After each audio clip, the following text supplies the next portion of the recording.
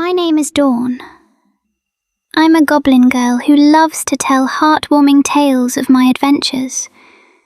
Fictional, of course, but I hope you enjoy them anyway. The Tale of Millhaven. The morning mist clung to the wheat fields like a shy lover, not quite ready to let go. Dawn, yes, that would be me, had been travelling for 3 days through the gloomwood, carrying a satchel of enchanted seeds from her grandmother's garden. The old goblin witch had insisted these particular seeds would only grow in the soil of a man with a soldier's heart and a farmer's hands. Ridiculous, of course.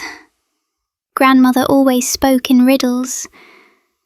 But now, standing at the edge of Millhaven, with the sun just beginning to burn away the fog, Dawn could see the farm her grandmother had described without ever seeing it. The neat rows of vegetables, the well-tended wheat, the cosy cottage with smoke curling from its chimney. And there he was, Bill, bending to examine a row of carrots, his back to her, completely unaware he was being watched. Dawn's heart did that little flutter it always did when she spotted someone particularly promising. She'd promised herself, that this delivery would be straightforward. Hand over the seeds, accept payment, be on her way. No trouble, no mischief. No getting distracted by cute humans with kind eyes and capable hands. "Excuse me," Dawn called a little too loudly. Her voice easily carried across the field, and Bill turned, straightening up from his carrots. He brushed the soil from his hands onto his trousers. Dawn gasped when she saw him clearly. Those eyes, blue as the sky over Everspring on a clear market day. Grandmother hadn't mentioned that particular detail. "Can I help you?" Bill's voice was cautious but not unkind. Years in the military had taught him to assess a situation quickly. A goblin girl on his property at dawn was unusual but not alarming. Yet, Dawn skipped forward, since she never could just walk like a normal person. Her copper hair caught the morning light as it flew wildly in the breeze. "I've brought you seeds, very special seeds. My grandmother sent me. She said..." Dawn paused, wrinkling her nose. Actually, what she said was complete nonsense about soldiers' hearts and farmers' hands, but the seeds are quite real, I promise. She thrust the leather satchel toward him, and as she did, her foot caught on a rut in the path. The satchel flew from her hands, seeds threatening to spill out, but Bill was fast to react and caught the bag in one hand and Dawn in the other without thinking. Of course he caught me, a man with 20 years in the Navy. His reflexes would be instinctive. And there I am, caught in his arms with seeds safely in hand, literally and figuratively. Steady there, his voice softer now, almost amused. Dawn looked up at him, her golden eyes wide, and for a moment neither of them moved. She could feel the strength in his arms, the calluses on his hands from years of work, both military and farm. It was nice, very nice. "Thank you," she murmured, suddenly aware of how close they were standing. "I'm usually not quite this clumsy. Well, that's a lie. I'm often this clumsy, but I usually manage to stay upright." Bill released her gently, stepping back. Goblin grace, I've heard it called. He was smiling now, a real smile that reached those blue eyes.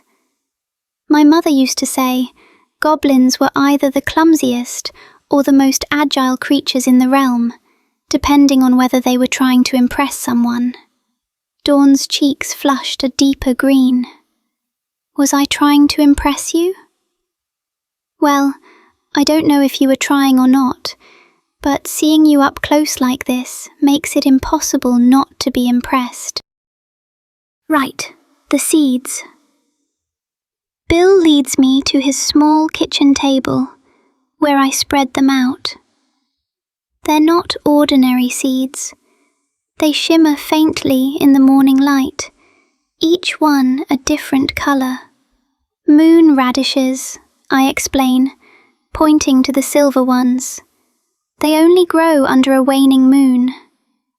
And these, I indicate the deep violet seeds, are shadow beans. They taste like starlight, supposedly. Bill studies them, fascinated despite himself. And your grandmother just gave these to you? For a stranger? For a farmer with a soldier's heart, I correct, watching his cheeks flush slightly. She's a bit dramatic. He offers tea, strong, black, with honey from his own hives. We talk for hours. I learn he hums to his wheat, talks to his carrots, and has a particular rock by the well where he watches sunsets. He learns I'm a terrible cook, have an uncanny ability to find trouble, and that my clan thinks I'm adventurous, which is their polite word for chaotic. By midday, I've somehow agreed to stay and help plant the enchanted seeds. By sunset, I'm teaching him goblin folk songs while we work. By moonrise, we're sitting on his sunset rock, and I realise I haven't thought about leaving once. The moonlight turns the wheat fields into a sea of silver, and Dawn, that's me, is acutely aware of how close they're sitting on that rock. Bill's shoulder brushes against hers, and it's doing the most distracting things to her heartbeat. You never told me why you left the military, she says quietly, watching his profile in the moonlight. He doesn't answer right away. Just tired of fighting other people's battles, he finally says. Wanted to grow something instead of destroy things. He turns to look at her, and his expression is so open, so honest. Wanted to build something that lasts. Dawn's breath catches. I understand that, she whispers. My clan, they think I'm irresponsible, always running off, getting into scrapes. But I'm just looking for something that feels like home. Bill's hand finds hers on the rock between them. His fingers are calloused but gentle. And? He asks.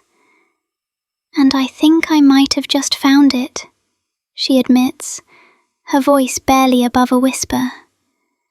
The moment stretches between them, fragile and perfect. Neither of them moves, neither of them breathes. Then Bill smiles, that same warm, genuine smile that reaches his eyes. The seeds can wait until morning, he says. Do you have somewhere to stay? Or do you intend to go home tonight? She looks at him, at those blue eyes in the moonlight. And she makes a choice. I was planning to camp by the stream, she admits. But that was before I knew about your sunset rock. Bill's thumb brushes gently over her knuckles. I've got a spare room, he offers quietly. Small, but the roof doesn't leak much.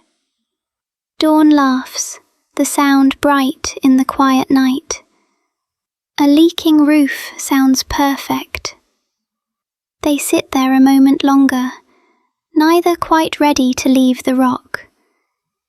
Finally, Bill stands, still holding her hand. "Come on," he says. "I'll make us some supper. And then we can watch the stars from the porch." As they walk back to the cottage, Dawn realizes she's humming. Not a goblin folk song this time, but something new. Something that sounds suspiciously like a heartbeat. And Bill? He's smiling at the wheat fields, wondering if enchanted seeds need moonlight to sprout, or if maybe, just maybe, they need something else entirely. That's how the first night ends in Millhaven. But the story? Oh, that's just beginning. The morning after is always interesting, isn't it? When the moonlight magic meets daylight reality. Dawn wakes up in that small spare room. Bill was right, the roof does leak. Just a little drip drip in the corner that sounds like a metronome. She stretches, realizing she slept better than she has in months. Maybe years. She finds Bill already in the kitchen, making those thick pancakes he'd mentioned last night. The kind his mother used to make. There's flour on his nose, and he's humming to himself. The enchanted seeds are laid out on the windowsill, catching the morning sun.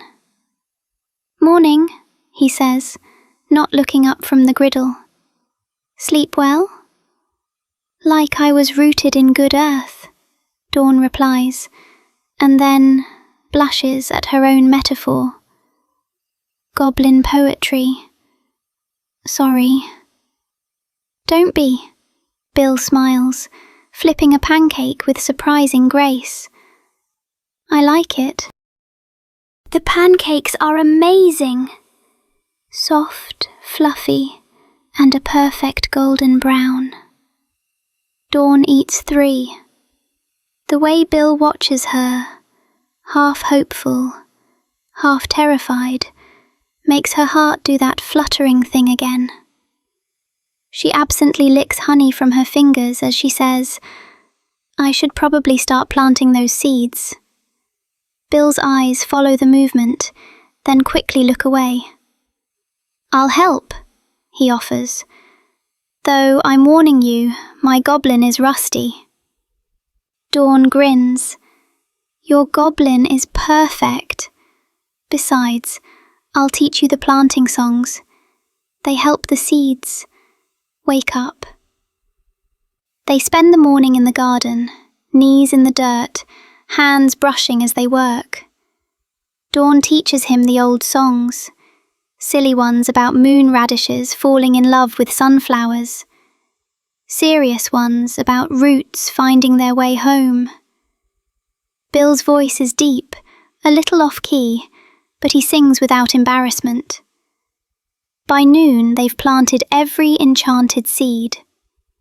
By afternoon, they're sitting in the shade of his porch, sharing water from the same cup. By evening, Dawn realizes she hasn't thought about leaving. Not even once. Bill breaks the comfortable silence. "The Sunset Rock is waiting," he says softly. "If you're still interested." Dawn looks at Bill. Really looks at him. And sees something she didn't expect. Not just a cute farmer with blue eyes, but someone who understands what it means to choose a different path. Someone who builds things that last. Dawn takes a breath. Her voice comes out steady. "Sure. I'm still interested," she says. Very interested. Bill's smile is slow and warm, like honey in sunlight. "Good," he says simply. Because I was thinking, maybe tomorrow we could check the enchanted seeds, see if they're sprouting. And if they are? Dawn asks, her heart in her throat. Then maybe, Bill says, taking her hand as they walk toward the sunset rock, maybe you'll have to stay and see what grows. They pass the evening talking and learning more about each other while sitting and holding hands on the sunset rock. When night falls, they both reluctantly retire to their separate rooms. Once again, Dawn sleeps better than she has in ages, and her dreams are filled with a certain blue-eyed man sleeping not far away. That makes her feel warm and happy. The next morning, Dawn wakes to find Bill already in the garden, kneeling by the freshly planted rose. His face is a mixture of wonder and complete disbelief. "They're sprouting," he says in amazement as she approaches. "Already! Look!" Tiny silver shoots push through the soil where the moon radishes were planted. Dawn kneels beside him, their shoulders touching. "They like you," she whispers. "The seeds. They respond to care." Bill turns to her, his blue eyes serious. "And if I wanted to show them more care? If I wanted to keep caring for them and for you?" Dawn's heart races. "I'd say they'd probably grow faster than you could imagine." And just like that, the decision is made. Not with grand declarations, but with a quiet understanding between two people who've finally found what they'd been looking for. The morning after that moment in the garden, Dawn wakes up and realizes she never packed her satchel to leave. It's still sitting by the door, untouched. Bill notices too. He doesn't mention it. He just makes extra pancakes and hums the Goblin planting song she'd taught him as he cooks. By the end of the week, the moon radishes are the size of plums. By the end of the month, Dawn's no longer sleeping in the spare room. She blushes a little at the memory of Bill's shy invitation and the evening that followed. "The seeds need constant care," she tells him. Bill just smiles, kisses her forehead, and replies, "Good thing I'm a farmer." That's how it happens in Millhaven. Not with drama or declarations, but with pancakes and planting songs, and a sunset rock that becomes their rock. The test. It happens on market day, 3 weeks after Dawn moved her satchel permanently into Bill's room. Mayor Thaddeus, he's one of those men who measures a farm's worth by its isolation. Bill's place being so far out, that suited him just fine. But seeing Dawn on the porch, barefoot and singing a Goblin planting song, that does not suit him. "Bill!" he calls out, his voice carrying that false joviality of small-town power. "Didn't realize you'd taken in a boarder." Bill wipes his hands on his trousers.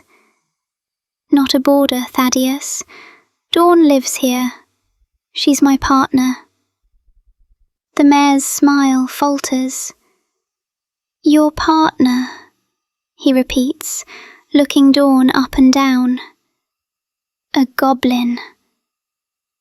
"Bill, you know what people will say." Bill's expression doesn't change, They'll say I'm a lucky man. They'll say you've lost your mind, that she's after your land, or Thaddeus. Bill's voice is quiet. Too quiet. The mayor stops mid-sentence. 20 years in the Navy, I saw a lot of things. Learned to judge character fast. Dawn's got more honour in her little finger than most folks have in their whole family. I don't care what others think or say. I know her. Thaddeus sputters. But she's a what? Bill interrupts. A person? Yes. A hard worker? Absolutely. The one who sings to my wheat and taught me that enchanted seeds respond to care, not just soil. That's her. He steps closer to Dawn, his hand finding hers. She's not after anything. She's building something. With me. And anyone who has a problem with that, they can keep it to themselves, or they can discuss it with me directly. The mayor looks between them, sees the way Dawn's fingers tighten around Bill's, sees the absolute certainty in Bill's eyes. He huffs, mutters something about young folks these days, and stomps back toward town. When he's gone, Bill turns to Dawn. Sorry about that. Dawn shakes her head, her golden eyes bright. You were magnificent. Bill blushes, the tips of his ears turning red. Just telling the truth. And that, more than anything, is what makes her love him. After Thaddeus leaves, they stand there on the porch for a moment, hands still linked. Then Bill looks at Dawn, his expression softening. I think, he says quietly, those enchanted seeds need checking. Dawn smiles. I think you're right. But they don't go to the garden. They go inside, where Bill makes tea, the special kind, with the honey from his own hives. And they sit at the kitchen table, knees touching underneath, and talk about everything and nothing. By evening, they're on the Sunset Rock again, watching the sky turn gold. And Dawn realizes that standing up for someone you love isn't a moment. It's a choice you make every single day. Bill leans over, kisses her forehead, and whispers, "Thank you for staying." And she knows she's exactly where she belongs. That's how the story ends in Millhaven. Not with a test passed, but with a life begun.